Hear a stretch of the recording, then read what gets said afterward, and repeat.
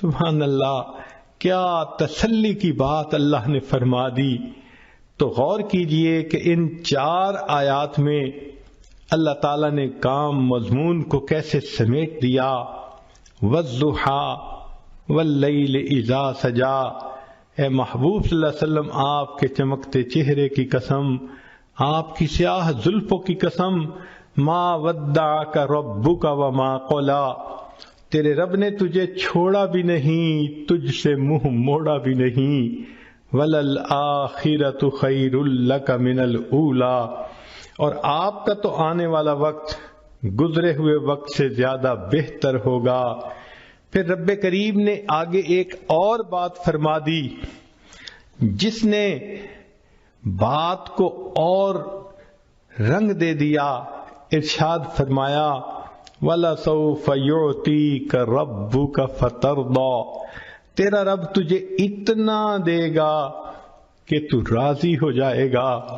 محب اپنے محبوب کو اسی طرح تسلی دیتا ہے، میں تجھے اتنا پیار دوں گا، میں اتنا تیرا خیال رکھوں گا، میں اتنا تیرا تعاون کروں گا، تیرا ساتھ دوں گا، پشت پناہی کروں گا۔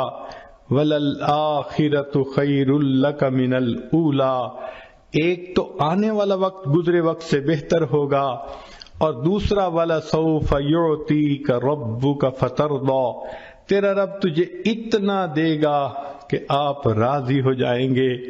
اس آیت مبارکہ سے اللہ کے حبیب صلی اللہ علیہ وسلم کی عجیب شان ظاہر ہوتی ہے۔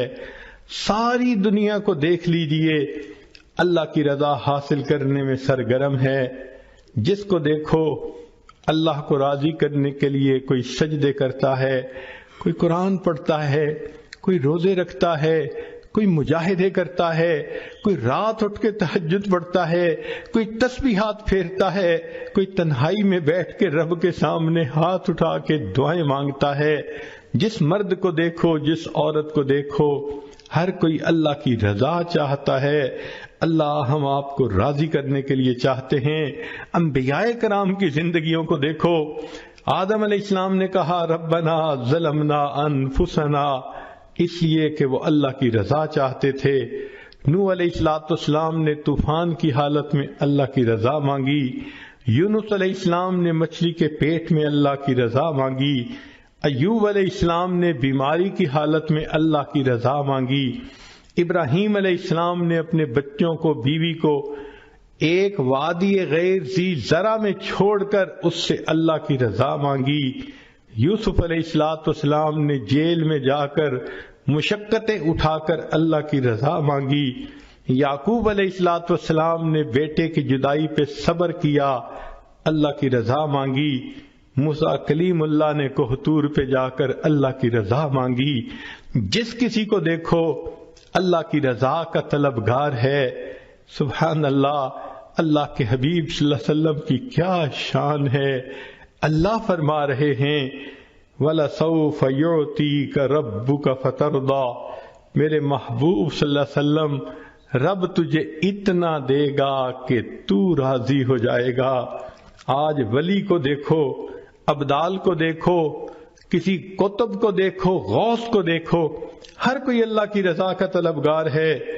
آج کسی قاری کو دیکھو، حافظ کو دیکھو، عالم کو، مجتہد کو، محدث کو، ہر کوئی اللہ کی رضا کا طلبگار ہے۔ آج کے دور میں ہر امیر، ہر غریب، ہر گولا اور کالا، ہر عربی اور اجمی، ہر مرد اور عورت اللہ کی رضا کے طلبگار ہیں، مگر اللہ رب العزت فرماتے ہیں میرے محبوب صلی اللہ علیہ وسلم، پوری کائنات میری رضا کی طلبگار، اور میں پروردگار تجھے راضی کرنے کا طلبگار۔ وَلَسَوْفَ يُعْطِيكَ رَبُّكَ فَتَرْضَىٰ، تیرا رب تجھے اتنا دے گا کہ تو راضی ہو جائے گا۔ محبوب آپ کی مراد کو میں پورا کروں گا، اور اللہ رب العزت نے واقعی ایسا کر کے دکھا دیا۔ چنانچہ محبوب صلی اللہ علیہ وسلم نے انگلی کا اشارہ کیا، اللہ نے چاند کو 2 ٹکڑے کر کے دکھا دیا۔ محبوب صلی اللہ علیہ وسلم کے ہاتھ اٹھتے ہیں، اللہ بارش برسا دیتے ہیں۔ محبوب صلی اللہ علیہ وسلم کی زبان سے ابو ہریرہ عنہ کی والدہ کی ہدایت کی دعا نکلتی ہے۔ ابو ہریرہ عنہ کے پہنچنے سے پہلے اللہ ان کی والدہ کو ہدایت دے دیتے ہیں۔ محبوب صلی اللہ علیہ وسلم کعبہ کی چوکھٹ پکڑ کے دعا مانگتے ہیں، اللہ عمر عنہ کو ایمان کی سعادت دے دیتے ہیں۔ محبوب صلی اللہ علیہ وسلم کی انگلیوں سے اللہ تعالیٰ پانی کے چشمے جاری فرما دیتے ہیں۔ گویا بتلانا یہ مقصود تھا، اے میرے محبوب دیکھو ساری کائنات میری رضا چاہتی ہے اور میں آپ کو اپنا محبوب بنا چکا، لہذا میں آپ کو اتنا دوں گا، وَلَسَوْفَ يُعْتِيكَ رَبُّكَ فَتَرْضَى، کہ آپ راضی ہو جائیں گے۔ محبوب جو تیری پسند ہوگی وہ میری پسند ہوگی، جو تیرا ہے وہ میرا ہے، جو تیرا نہیں وہ میرا نہیں۔ اس لیے ہمارے اکابر یہ کوشش کرتے تھے مدینہ طیبہ میں جا کر دفن ہونا نصیب ہو جائے تاکہ محبوب کا قرب نصیب ہو۔ ذرا غور کیجئے اللہ نے اپنے حبیب صلی اللہ علیہ وسلم کی تمناؤں کو کیسے پورا کیا۔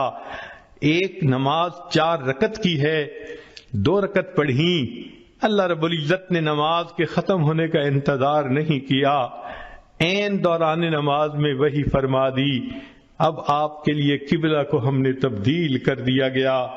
چنانچہ نبی علیہ الصلوۃ والسلام نے 2 رکعت پہلے قبلے کی طرف پڑھیں اور دوسری رکعت دوسرے قبلے کی طرف پڑھیں۔ سبحان اللہ، جب نبی علیہ الصلوۃ والسلام کو اللہ نے راضی کرنے کا فیصلہ فرما دیا تو محبوب کی امت کے لیے یہ بہت بڑی خوشخبری ہے۔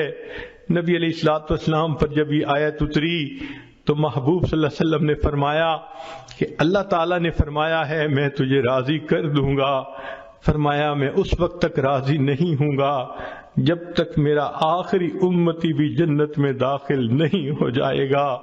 یہ کتنی بڑی خوشخبری ہے امت کے لیے کہ رب کریم نے اپنے محبوب صلی اللہ علیہ وسلم کو راضی کرنے کا وعدہ فرما لیا اور محبوب صلی اللہ علیہ وسلم نے بتلا دیا میں اس وقت تک راضی نہیں ہوں گا جب تک کہ میرا آخری امتی بھی جنت میں نہیں چلا جائے گا۔ تو رب کریم نے اپنے حبیب صلی اللہ علیہ وسلم کو راضی کرنے کے لیے قرآن مجید میں خوشخبری عطا فرما دی، بلکہ محبوب صلی اللہ علیہ وسلم کے جو یار غار تھے ان کو بھی راضی کرنے کا تذکرہ قرآن میں فرما دیا، وَلَسَوْفَ يَرْضَى، قیامت کے دن وہ اللہ سے اس کو راضی کر دیا جائے گا۔ چنانچہ نبی علیہ الصلوۃ والسلام کی یہ شان ہے کہ جو آپ صلی اللہ علیہ وسلم کی اتباع کرے گا اللہ رب العزت دنیا میں بھی اس بندے کی پشت پناہی فرمائیں گے، آخرت میں بھی پشت پناہی فرمائیں گے اور پھر جنت میں اس کو داخلہ دے کر بالآخر راضی فرما دیں گے۔ یہ اللہ رب العزت کا معاملہ ہے۔ چنانچہ یہاں تک بات مکمل ہو گئی، وَالضُّحَىٰ وَاللَّيْلِ إِذَا سَجَىٰ مَا وَدَّعَكَ رَبُّكَ وَمَا قَلَىٰ وَلَلْآخِرَةُ خَيْرٌ لَكَ مِنَ الْأُولَىٰ وَلَسَوْفَ يُعْطِيكَ رَبُّكَ فَتَرْضَىٰ، تیرا رب تجھے اتنا دے گا کہ تو بس بس کرے گا۔ سبحان اللہ، اللہ رب العزت کی کتنی عنایات ہیں اپنے حبیب صلی اللہ علیہ وسلم کے اوپر۔ پھر اس کے بعد جب محب اپنے محبوب کو تسلی کی باتیں کر دیتا ہے، اکثر ہم نے دیکھا کہ گزشتہ احسانات کے تذکرے بھی کرتا ہے، وہ بھی باتیں یاد دلاتا ہے کہ دیکھو تم بھول گئے میں نے تو یہ بھی کیا تھا، میں نے تو یہ بھی کیا تھا، کیوں ناراض ہوتے ہو، کیوں غمزدہ ہو رہے ہو، تمہیں یاد نہیں کہ میں نے تو یہ بھی کر دیا تھا۔ بالکل اسی طرح رب کریم نے یہ باتیں فرمانے کے بعد Thanks for watching. Please subscribe, like, share Mufti Sufyan.